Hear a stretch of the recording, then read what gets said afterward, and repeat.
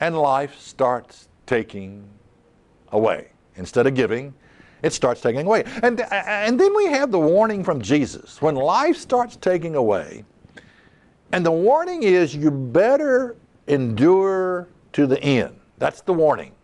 Matthew 10 and verse 21. And the brother shall deliver up the brother to death. Now, I wasn't expecting that, were you? And the father the child, and the children shall rise up against their parents. Surely you were not expecting that, were you? And cause them to be put to death. And you shall be hated of all men for my name's sake. Now, that's something you're not expecting. But notice this. But he that endures to the end shall be saved. Now, the question might be, well, what do I get for my sorrows, my troubles, when life starts taking away? You know, sometimes it's tough just to hang on. John 12 and verse 25 says, he that loves his life shall lose it, and he that hateth his life in this world shall keep it unto life eternal. Now, guess when all this starts happening? Well, it starts happening when life starts taking away. Because if you ask the question, well, what would cause me to hate my life in this world? What would have to take place?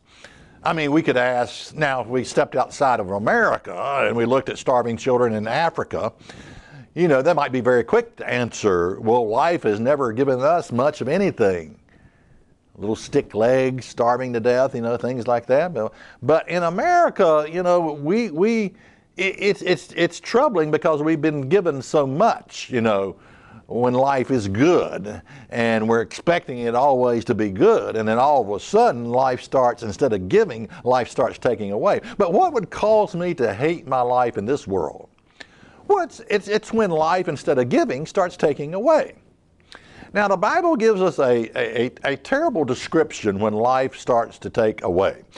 Starts taking away. And it's found in Ecclesiastes 12 and verse 1. So remember your Creator while you are still young, before those dismal days and years come when you say, I don't enjoy life. That is when the light of the sun, the moon, the stars will grow dim for you, and the rain clouds will never pass away. Ecclesiastes 12 and verse 3. Then your arms that have protected you will tremble, and your legs now strong will grow weak. Your teeth will be too few to chew your food, and your eyes too dim to see clearly. Oh boy, you talk about life taken away. This is not good, is it? Your ears will be deaf to the noise of the street, and you will barely be able to hear the mill at the grinds, as it grinds, or music as it plays. But even the song of a bird will wake you from sleep. Yeah, anything will wake you up in the middle of the night. You will be afraid of high places, and walking will be dangerous. Your hair will turn white. You will hardly be able to drag yourself along, and all desire will be gone. What desire? Well, what desire would you like to talk about?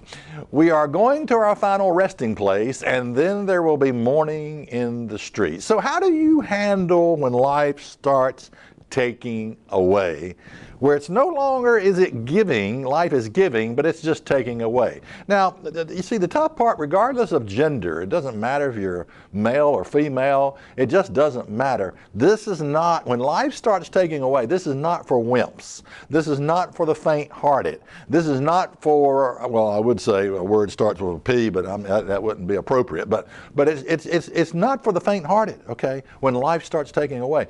Check us out on the web at isthatreallyinthebible.com.